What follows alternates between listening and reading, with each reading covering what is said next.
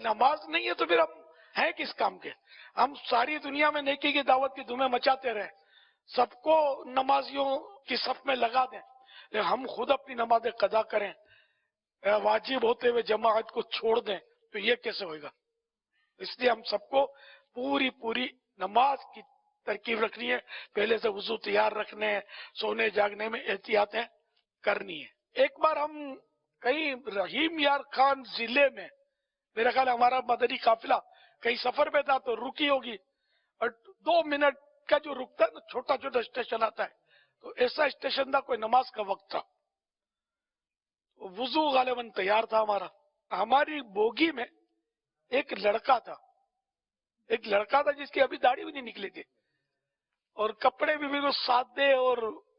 کھویا سا لڑکا اس بوگی میں ہماری سفر کر رہا تھا، کوئی لپ چپ نہیں، کسی سے کوئی ملنا جلنا کچھ بھی نہیں، بالکل کھویا۔ تو خیر ہم اس اسٹیشن پر یا جنکشن جہاں تھا وہاں ہم اترے نماز کے لیے، یا تو وضو وغیرہ کیا ہوگا یا ویسے ہی وہ 2 منٹ کا شاید اسٹیشن تھا، وضو تیار تھا، تو ہم نے وہ پتہ نہیں عصر کا وقت شاید تھا، تو ہم نے نماز شروع کر دی، اور جیسے نماز شروع کری، ایک آدھ رکعت پڑھی ہوگی، تو وہ سیٹی بج گئی ٹرین کی، اور ٹرین تو کسی نے آوازیں بھی دی کہ بھئی وہ ٹرین چل پڑی، تو ہم نے تو نماز توڑ سکتے کہ بھئی ٹرین چھوٹ جائے گی، تو ہم بھاگے ٹرین کی طرف، تو وہ جو سیریس تھا نا، کچھ بھی نہیں بولا تھا سارا رستہ، وہ غصے میں آ گیا اور میرے کو جھاڑا اس نے، ایسے یوں آرڈر کیا، نماز پڑھ، اور ٹرین رکی ہوئی، چلنی شروع ہو گئی تھی، وہ رک گئی، اور مطلب بولا نماز پڑھ چل،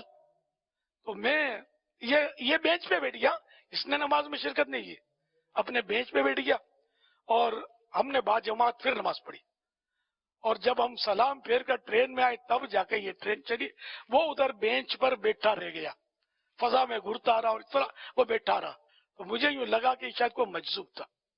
اور اس نے ہم کو نماز پڑھا دی، ٹرین روک دی اس نے،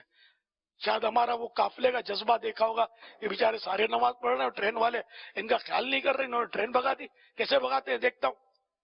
یہ ایک میرا یادگار واقعہ ہے،